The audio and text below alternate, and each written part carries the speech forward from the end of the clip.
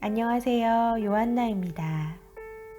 우리 함께 성경 읽어볼까요? 탈출기 제1장 이스라엘인들의 종살이. 야곱과 함께 저마다 가족을 데리고 이집트로 들어간 이스라엘의 아들들 이름은 이러하다. 르우벤, 시메온, 레위, 유다, 이사카르, 즈불룬, 베냐민, 단, 납탈리, 가드, 아세르이다. 야곱의 몸에서 난 이들은 모두 70명이었는데 그 가운데 요셉은 이미 이집트에 가 있었다. 그 뒤 요셉과 그의 형제들과 그 세대 사람들이 모두 죽었다. 그러나 이스라엘 자손들은 자식을 많이 낳고 늘어만 갔다. 그들은 번성하고 더욱더 강해졌다. 그리하여 그 땅이 이스라엘 자손들로 가득 찼다. 그런데 요셉을 알지 못하는 새 임금이 이집트에 군림하게 되었다. 그가 자기 백성에게 말하였다. 보아라, 이스라엘 백성이 우리보다 더 많고 강해졌다. 그러니 우리는 그들을 지혜롭게 다루어야 할 것이다. 그러지 않으면 그들이 더욱 번성할 것이고 전쟁이라도 일어나면 그들은 우리 원수들 편에 붙어 우리에게 맞서 싸우다 이 땅에서 떠나가 버릴 것이다.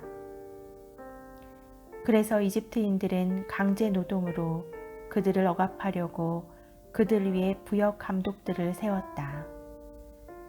그렇게 하여 이스라엘 백성은 파라오의 양식을 저장하는 성읍, 곧 피톤과 라메세스를 짓게 되었다. 그러나 그들은 억압을 받을수록 더욱 번성하고 더욱 널리 퍼져나갔다. 이집트인들은 이스라엘 자손들을 두려워하게 되었다. 그리하여 이집트인들은 이스라엘 자손들을 더욱 혹독하게 부렸다.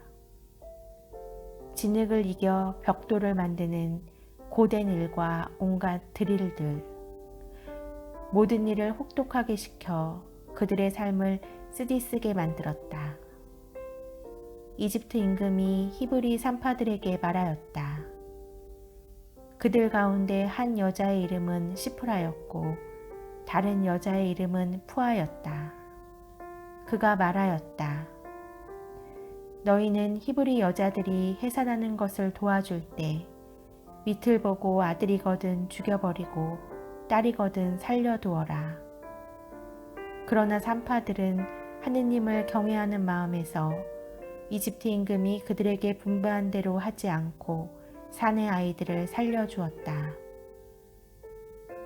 이집트 임금이 산파들을 불러 너희는 왜 그런 짓을 하였느냐? 왜 사내 아이들을 살려주었느냐 하고 묻자 산파들이 파라오에게 대답하였다.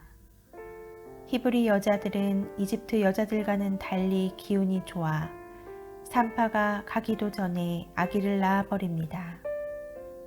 이에 하느님께서 산파들을 잘 돌보아 주셨다.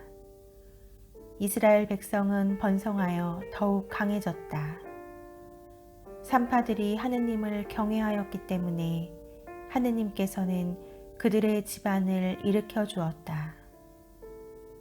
마침내 파라오가 온 백성에게 명령하였다. 히브리인들에게서 태어나는 아들은 모두 강에 던져버리고 딸은 모두 살려두어라.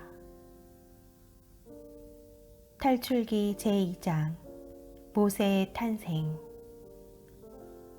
레이 집안의 어떤 남자가 레이의 딸을 아내로 맞이하였다.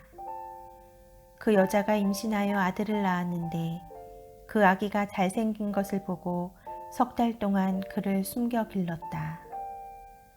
그러나 더 숨겨둘 수가 없게 되자 왕골 상자를 가져다 역청과 송진을 바르고 그 안에 아기를 뉘어 강가 갈대 사이에 놓아두었다.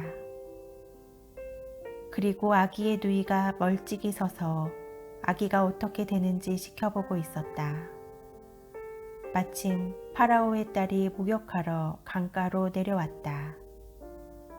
시녀들은 강가를 거닐고 있었는데 공주가 갈대 사이에 있는 상자를 보고 여종 하나를 보내어 그것을 가져오게 하였다. 그것을 열어보니 아기가 울고 있었다. 공주는 그 아기를 불쌍히 여기며 이 아기는 히브리인들의 아이 가운데 하나로구나 하였다. 그러자 아기의 누이가 나서서 파라오의 딸에게 말하였다. 제가 가서 공주님 대신 아기에게 젖을 먹일 히브리인 유모를 하나 불러다 드릴까요? 파라오의 딸이 그래 가거라 하자 그 처녀가 가서 아기의 어머니를 불러왔다. 파라오의 딸이 그에게 말하였다. 이 아기를 데려다 나 대신 젖을 먹여주게. 내가 직접 그대에게 삭을 주겠네. 그리하여 그 여인은 아기를 데려다 젖을 먹였다. 아이가 자라자 그 여인은 아이를 파라오의 딸에게 데려갔다. 공주는 그 아이를 아들로 삼고 내가 그를 물에서 건져냈다 하면서 그 이름을 모세라 하였다. 모세가 미디안으로 달아나다. 모세가 자란 뒤 어느 날 그는 자기 동포들이 있는 데로 나갔다가 그들이 강제 노동하는 모습을 보았다. 그때 그는 이집트 사람 하나가 자기 동포 히브리 사람을 때리는 것을 보고 이리저리 살펴 사람이 없는 것을 확인한 뒤에 그 이집트인을 때려 죽이고서 모래 속에 감추었다. 그가 이튿날 다시 나가서 보니 히브리 사람 둘이 싸우고 있었다. 그래서 그는 잘못한 사람에게 당신은 왜 동족을 때리시오 하고 말하였다. 그 자는 누가 당신을 우리의 지도자와 판관으로 세우기라도 했소? 당신은 이집트인을 죽였듯이 나도 죽일 작정이오? 하고 대꾸하였다. 그러자 모세는 이 일이 정말 탄로나고야 말았구나 하면서 두려워하였다. 파라오는 그 일을 전해 듣고 모세를 죽이려 하였다. 그래서 모세는 파라오를 피하여 도망쳐서 미디안 땅에 자리 잡기로 하고 어떤 우물가에 앉아 있었다. 그런데 미디안의 사제에게는 딸이 7 있었다.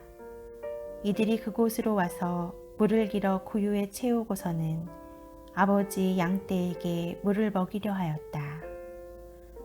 그때 목자들이 와서 그들을 쫓아내었다. 그러자 모세가 일어나서 그 딸들을 도와 양떼에게 물을 먹여주었다. 그들이 아버지 르우엘에게 돌아가자 오늘은 웬일로 일찍 돌아왔느냐 하고 그가 물었다. 어떤 이집트 사람이 우리를 목자들의 손에서 구해주고 우리 대신 물까지 길어서 양떼에게 먹여주었습니다. 하고 그들이 대답하자 그가 딸들에게 말하였다. 그가 어디 있느냐? 어째서 그 사람을 내버려 두었느냐? 그를 불러다 음식을 대접하여라. 그 뒤 모세가 그 사람의 청을 받아들여 함께 살기로 하자 그는 자기 딸 치포라를 모세에게 주었다. 그 여자가 아들을 낳자 모세는 내가 낯선 땅에서 이방인이 되었구나 하면서 그 이름을 게르솜이라 하였다. 하느님께서 이스라엘을 생각하시다. 오랜 세월이 지난 뒤 이집트 임금이 죽었다. 이스라엘 자손들은 고욕에 짓눌려 탄식하며 부르짖었다. 그러자 고역에 짓눌려 도움을 청하는 그들의 소리가 하느님께 올라갔다. 하느님께서 그들의 신음소리를 들으시고 아브라함과 이사악과 야곱과 맺으신 당신의 계약을 기억하셨다. 하느님께서는 이스라엘 자손들을 살펴보시고 그 처지를 알게 되셨다. 주님의 말씀입니다. 아멘.